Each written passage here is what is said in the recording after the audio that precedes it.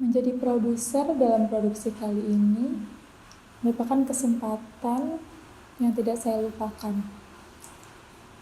Mungkin bagi sebagian orang, produser adalah hal yang mudah karena hanya mengatur dan merancang konsep dari produksi. Tapi ternyata tidak semudah itu. Produser mempunyai tanggung jawab yang lebih besar daripada job desk yang lain. Karena produser mengatur jalannya produksi mulai dari praproduksi sampai pasca produksi. Produser juga mengatur jadwal syuting dan mengatur administrasi dari produksi ini. Berbagai macam masalah sudah kami dapat. Masalah besar, masalah kecil. Belum lagi masalah dari luar tugas ini. Masalah hidup, masalah pribadi, masalah teman, masalah personal, masalah keluarga. Dan semua itu kami hadapi dengan mengeluh, tetapi tetap kami jalani. Produksi ini merupakan hal yang sangat luar biasa bagi saya karena benar-benar lumayan berat ya. Dari awal yang kita bingung mengambil objek apa, kami bingung. Waktu sudah berjalan 2 bulan, tetapi belum menemukan objek yang sesuai, target sudah melebihi. Kami sudah hopeless banget awalnya. Tetapi kami tidak menyerah dan kami terus berusaha. Dengan keyakinan kami terus mencari objek dengan observasi dan riset. Dan alhamdulillah dengan waktu yang terbilang cukup cepat, kami bisa menyelesaikan dokumenter ini. Saya juga mau memberi apresiasi kepada teman-teman saya dan juga diri saya sendiri karena telah menyelesaikan dokumenter ini dengan baik. Dan juga saya juga ingin berterima kasih dengan semua teman-teman di luar kelompok saya yang sudah ikut serta membantu jalannya produksi ini. Saya sebagai produser cukup bangga karena kerja keras kami selama ini, mental yang sudah terguncang selama ini terbayar dengan hasil yang memuaskan. Semoga informasi dan pesan yang ada di dalam film dokumenter kami ini bisa tersampaikan dengan baik kepada masyarakat. Pentingkah sutradara? Siapa sosok sutradara? Sosok pemegang peranan penting dalam sebuah produksi film, merangkai indah naik turunnya alur film. Bagaimana merangkai cerita, sedangkan cerita hidupku sendiri saja hancur tak mampu ku menyusunnya. Bagaikan menulis hal yang tak mampu ku pastikan. Terbayangkan gak sih, sesulit itu ternyata. Seperti halnya menduga takdir yang telah ditentukannya. Seakan ingin sekali ku teriak dan pasrah. Jadi kameramen dan editor itu juga gak gampang-gampang juga. Saya sendiri memang ngerasain malesnya saat editing, selalu tanyain sampai mana editnya, udah apa belum, dicaci maki, masalah gambar. Tetapi itu semua saya jadikan motivasi untuk terus berkembang dan menjadi lebih baik lagi.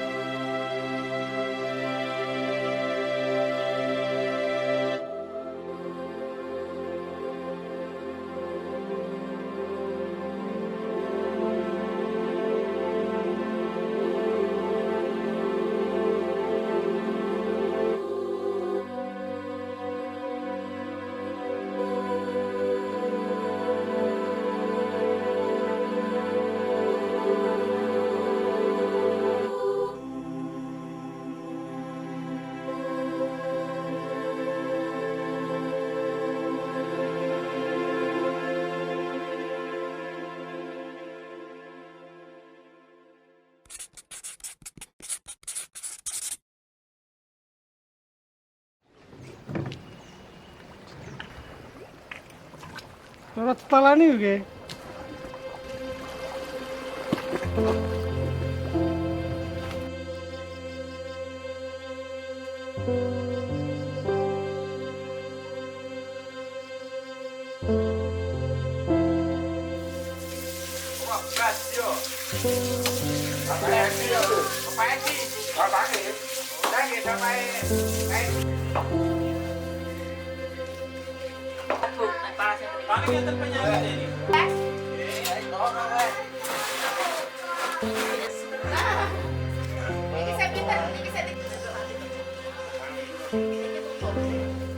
Perlu kami sampaikan bahwa di Pantai Sadeng ini yang notabene-nya sebagai pelabuhan pertama, ya, kehidupan masyarakat notabene-nya 90% berkarya sebagai nelayan. Kemudian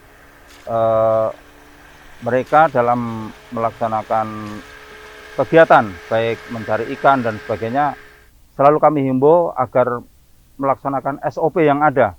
Jadi safety reading, kemudian keselamatan dalam berlayar, kami selalu tekankan agar tidak terjadi laka laut.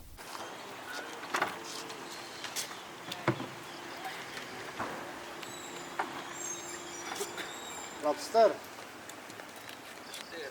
Ya, kalau sebagai nelayan itu ya kita harus jaga kerukunan.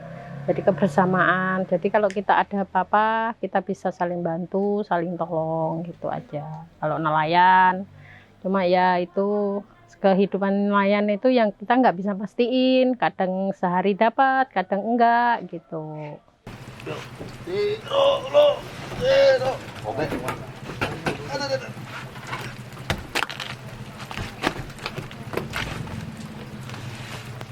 Siapa yang nggak filet? Ini. Oh, getong roe kuat ya. Kuat, kuat. Untung ada mic-nya pemain layangan yang dulu. Tekan yuk. Tekan yuk. Pendidikan terakhir tuh apa ya? Ya, bakolitan ini.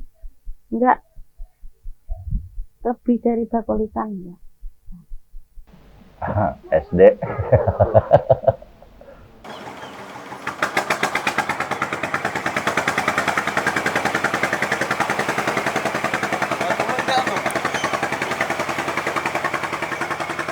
Ya kalau dibilang tradisi, kalau pinggiran ya iya. Soalnya kan kalau di apa rata-rata kalau di pinggir laut itu banyak anak kecil sudah bantu itu. Kadang ada nggak ada sampai sekolah SD nggak ada.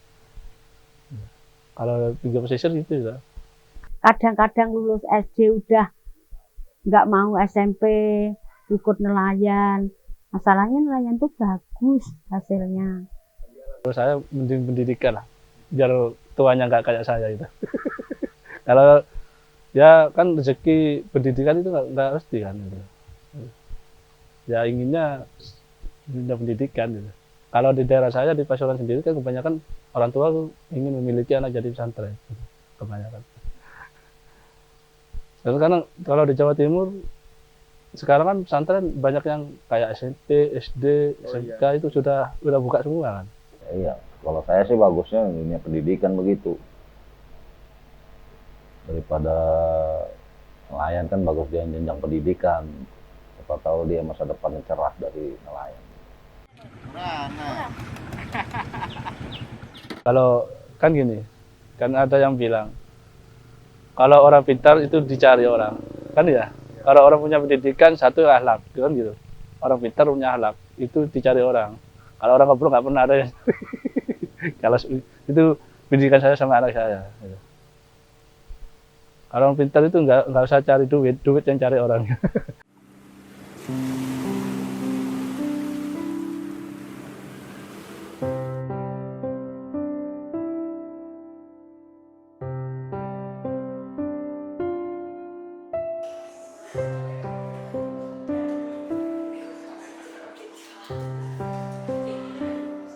Anaknya Bagas ini anaknya rajin.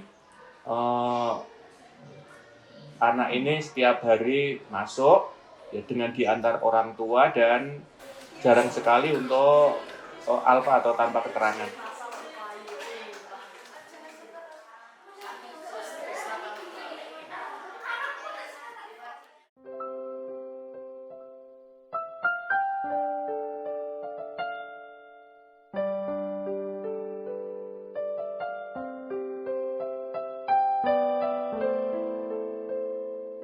Kalau yang sering ikut ya si Bagasnya itu.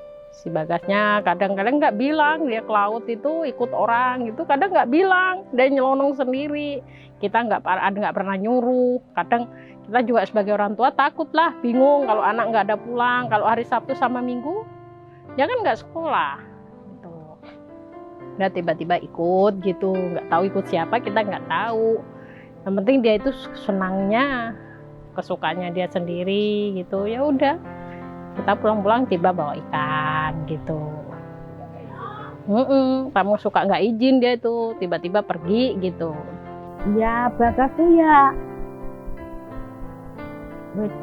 zaman kapan ya, sekolah SD kelas 5 udah nelayan, udah ikut nguras. Ya, kalau saya hari-harinya ya bagus, baik, bantu-bantu di kapal nelayan itu. Setiap kapal tuh pasti dibantu sama dia. Ya dia baik kan ya. Maksudnya bayangin aja anak segitu masih mau cari-cari bantu-bantu orang tuanya kan biasanya. Kalau Bagas suka ke laut itu mulai dari kelas 4 SD. Ya awalnya cuma main aja di laut itu, renang, jeguran, itu main lompat-lompatan itu di air itu. Akhirnya dia ada yang ngajak ikut, ada yang ngajarin bawa mesin, ini caranya gini, dia tahu, jadi gampang tahu daripada kakaknya gitu. Intinya dia itu cepat dikasih tahu sekali, dia langsung mengikuti gitu. Cara meskipun belajar di sekolah juga gitu dia itu. Orangnya bagus, sopan bagus, penghasilannya ya bagus. Kalau ada tuh apa perahu bongkaran tuh, kalau dikasih nelayan tuh ya dijual ke saya, ke Puji, ke Butumina. Iya, kadang-kadang nek nggak ada saya ke Puji, nggak ada ke Puji, Butumina ke saya gitu. Kalau Bagas itu di laut ya, tuh kayak tadi narik jaring udang, katanya tadi dapat 1 kilo udangnya. Tapi mati 1 katanya. Ampun deh, nggak tahu bapaknya capek. Udahlah Pak, biar saya yang ngambil. Ya udah terserah kamu. Ya, sama bapak nggak boleh sebenarnya, dia maksa. Tadi jam 4:30 dia berangkat tadi.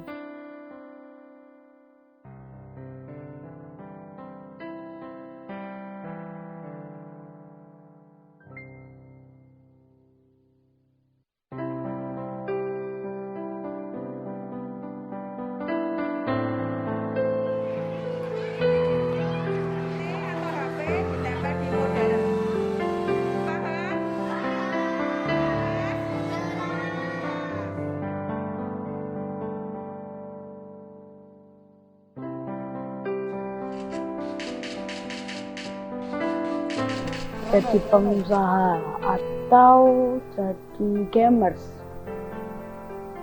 Saya Mirawati, kegiatan sehari-hari ya bekerja di toko dan ya tetap ibu rumah tangga ya. Ngurusin rumah sama kerja.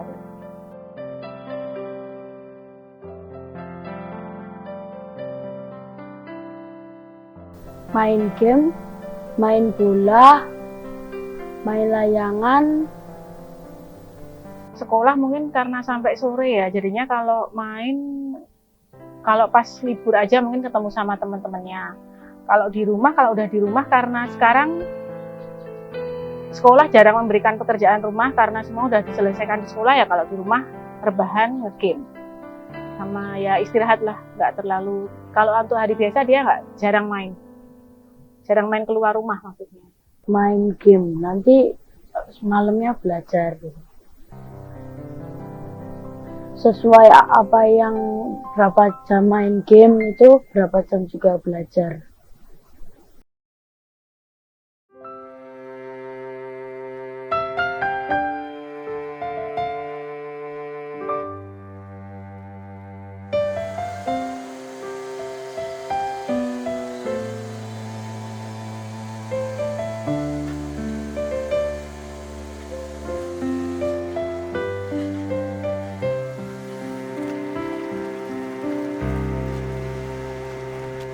Langit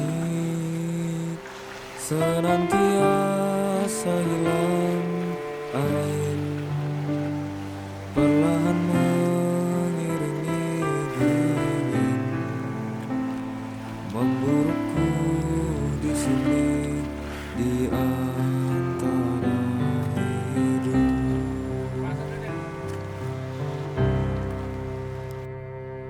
Hujan tak berpihak padaku kini, duka terus begini ibu, peluk aku di sini, genggamlah tanganku. Dunia terus berubah, waktu berjalan, bermain masa-masa, dan aku harus terus melangkah pergi, meninggalkan mereka.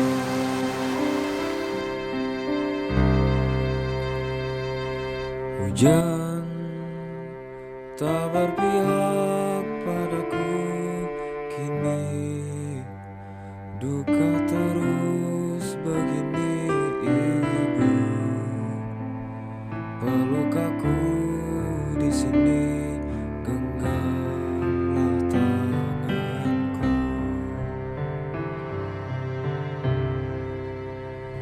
Dunia